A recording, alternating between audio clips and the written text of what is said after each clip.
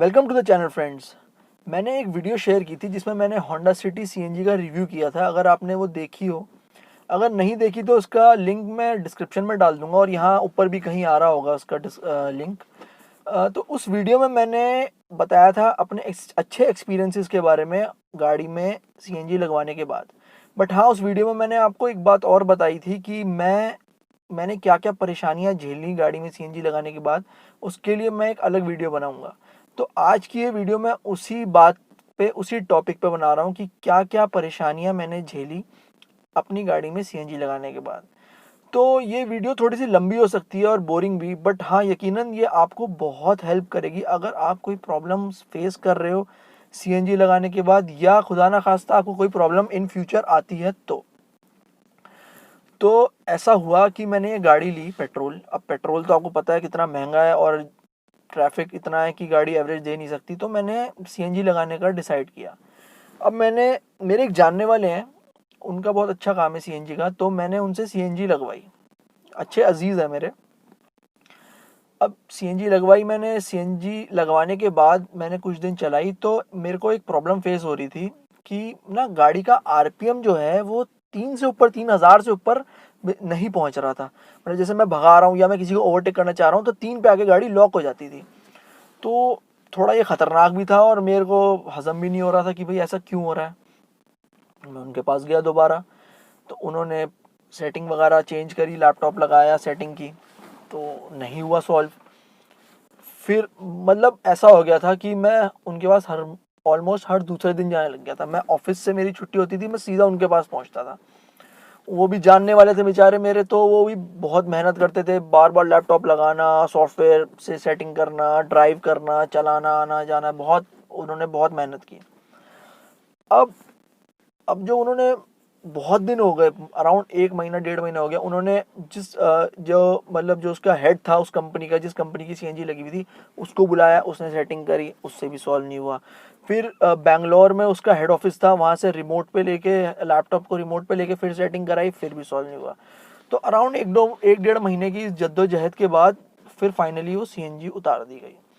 उन्होंने मेरे सारे पैसे वापस कर दिए, क्योंकि अब जानने वाले थे और वो भी बहुत इस बात को लेके बहुत ज़्यादा वो थे कि कॉन्शियस थे कि भाई मेरा जानने वाला है, मैंने सीएनजी लगाई उसको और उसको इतनी प्रॉब्लम्स फेस करनी पड़ी है। तो चलिए फाइनली सीएनजी उतर गई। अब मैंने मार्केट में और अच्छे वेंडर्स ढूंढे सीएनजी के, जिनका अच्छा नाम हो, अच्छे उनके गूगल पे मैंने रिव्यूज़ वगैरह पढ़े। तो मैंने एक वेंडर और ढूंढा, मैंने उनसे दोबारा सीएनजी लगवाई। अच्छा, मैंने उनसे ये बोला कि सर मेरे को सीएनजी बेस्ट चाहिए, चाहे कितनी महंगी हो। तो उन्होंने भी मुझे वही सीएनजी किट रेकमेंड की जो कि मेरे फ्रेंड ने लगाई थी। मैंने कहा सर ये वाली किट तो मैं लगा चुका हूँ, मेरे को ये प्रॉब्लम फेस हुई। कह रहा आप हमें लगा दो एक बार, फिर देखते हैं, अगर फेस होगी तो वो हमारी जिम्मेदारी, कुछ फिर प्रॉब्लम आई तो हमारी जिम्मेदारी है। मैंने कहा ठीक है। उन्होंने सीएनजी लगाई। अब सीएनजी जब लगा रहे थे वो, उनके जो इंस्टॉलर्स थे, तो मैं वहीं खड़ा था। और जब मैंने पहले सीएनजी लगवाई थी तब भी मैं वहीं खड़ा था। तो जो पहला इंस्टॉलर था जिससे मैंने सीएनजी लगाई थी, जो उनका टेक्नीशियन था, उसने क्या किया था, सीएनजी किट की जो वायरिंग होती है उसमें से 2 तारें काट दी थी। तो अब जब उसने 2 तारें काटी, मैंने उससे पूछा भैया तारें क्यों काट रहे हो तुम? कह रहा है इसकी कोई ज़रूरत नहीं पड़ती है, इसका कोई कनेक्शन नहीं होता, ये ऐसी बेकार तारें हैं। तब तक मुझे भी इतना एक्सपीरियंस नहीं था सिक्वेंशियल सीएनजी का। सीएनजी गाड़ी में 13 साल से चला रहा हूँ, बट सिक्वेंशियल मैंने कभी नहीं चलाई थी, तो मुझे भी नहीं पता था। तो मुझे लगा हाँ कुछ होता होगा, नहीं होती होगी, बेकार में दे दी होगी तारें, तो काट दी। अब उस वाले दूसरे वाले वेंडर के जो टेक्नीशियन था, उसने वो तारें नहीं काटी। उसने क्या करा, अंदर गाड़ी के अंदर डैशबोर्ड के नीचे 2 तारें कनेक्ट की। मैं कहा भैया जो मैंने लास्ट टाइम सीएनजी लगाई थी उसमें तो ऐसी कोई कनेक्शन नहीं हुआ था कि डैशबोर्ड के नीचे कोई वायर लगाई हो। तो उसने बोला भैया जो आपको प्रॉब्लम आ रही थी ना, वो इसीलिए आ रही थी क्योंकि उसने ये 2 तारें काट दी थी, और ये 2 तारें हैं ना, ये थ्रॉटल से कनेक्टेड है।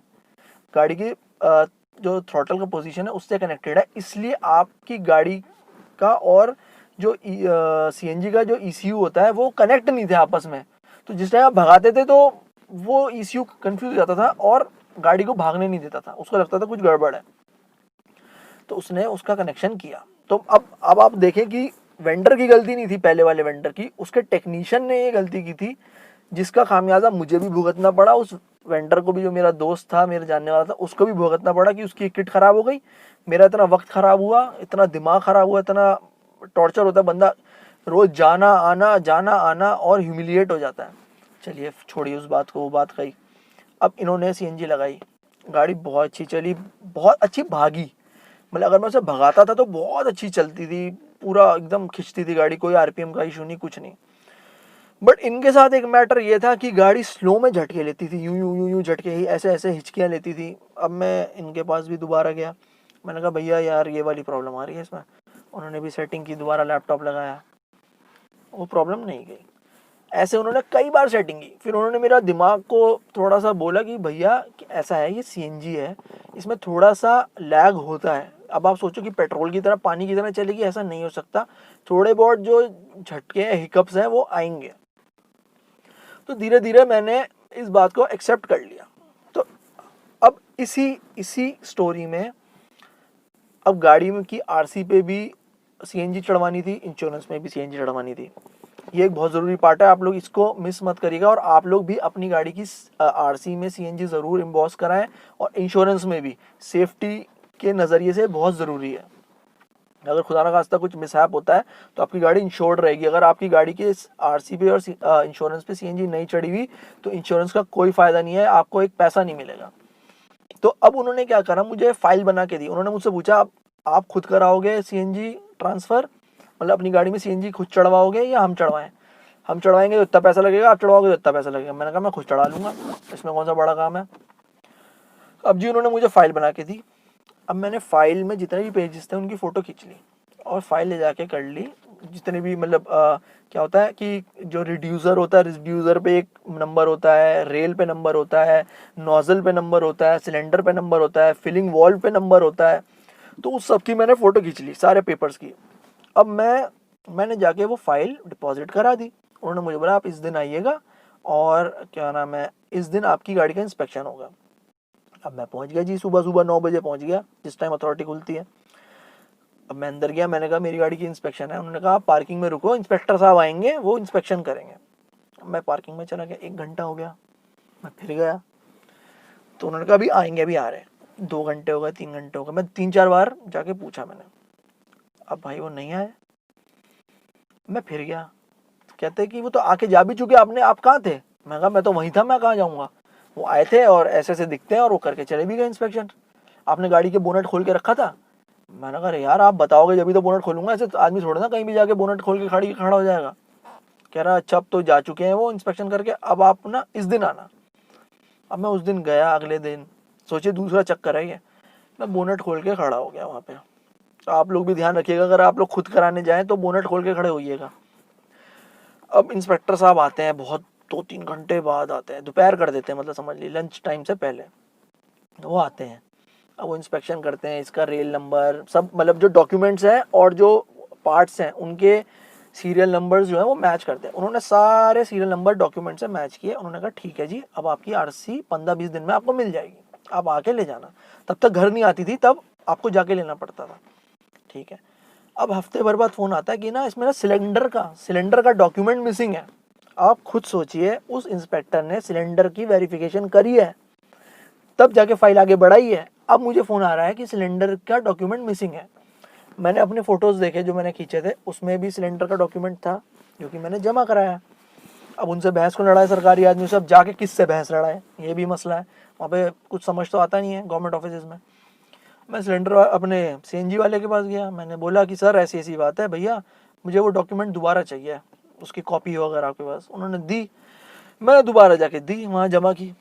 अब आप खुद सोचो कि उन्होंने डॉक्यूमेंट का क्या किया होगा मेरे, या तो खो दिया होगा, या चूहे खा गए होंगे, या किसी और के साथ धांधली में गोलमाल करते हैं, आपको पता है, किसी और के डॉक्यूमेंट्स में लगा दिया होगा मेरा सीएनजी का पेपर, सिलेंडर का सॉरी।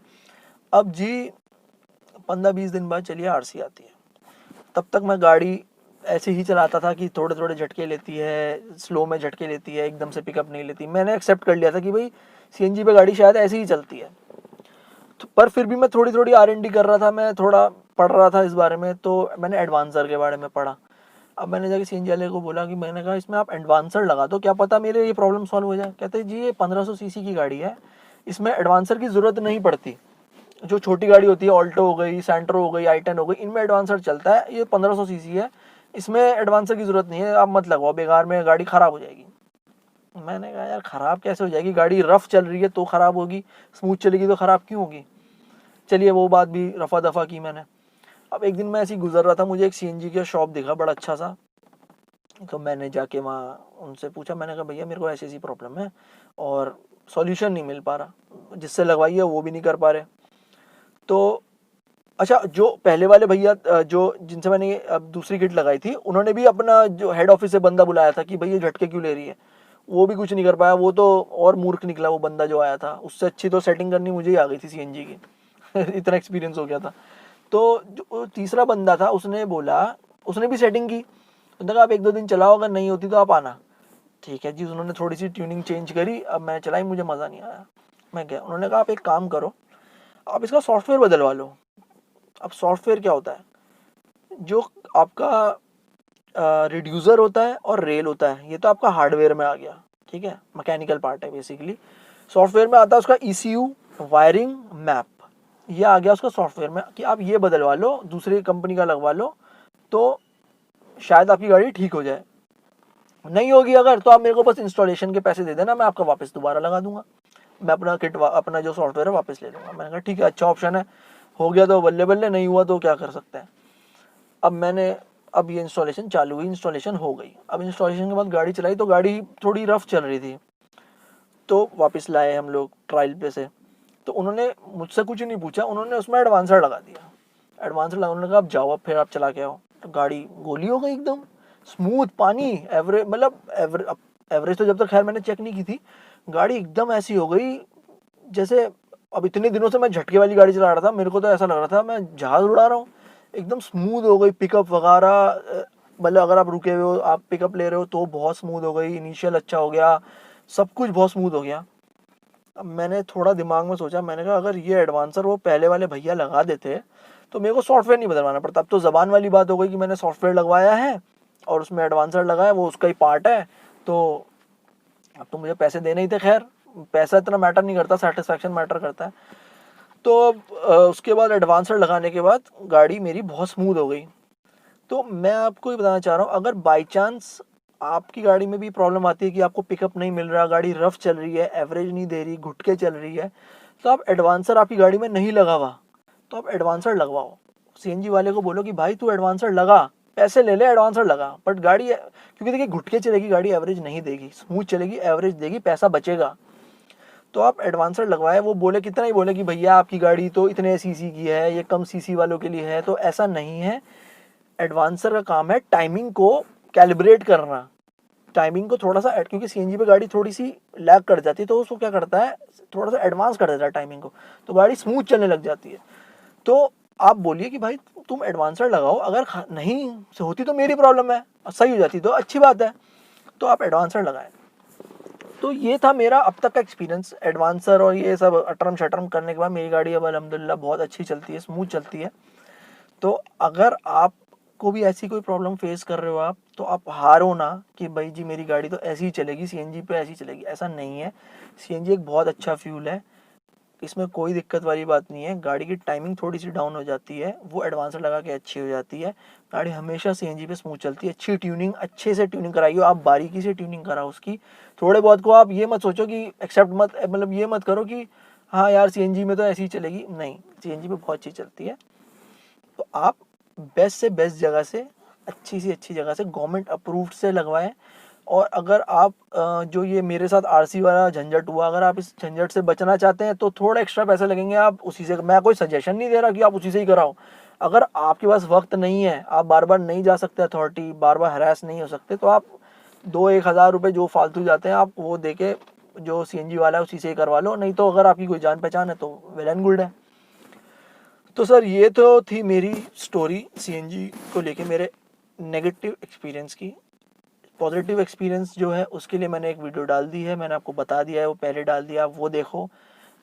अच्छा, ये सब प्रॉब्लम्स जो मैंने आपको बताई ये सिर्फ होंडा सिटी के लिए से रिलेटेड नहीं है, ये हर किसी के लिए है।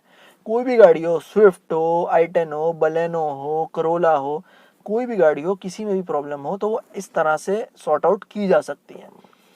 तो अगर आपको मेरी ये वीडियो अच्छी लगी तो इसे लाइक ज़रूर करिए, शेयर करिए आगे, ताकि कोई और भी अगर इन प्रॉब्लम्स से जूझ रहा हो तो उसे सॉल्यूशन मिले।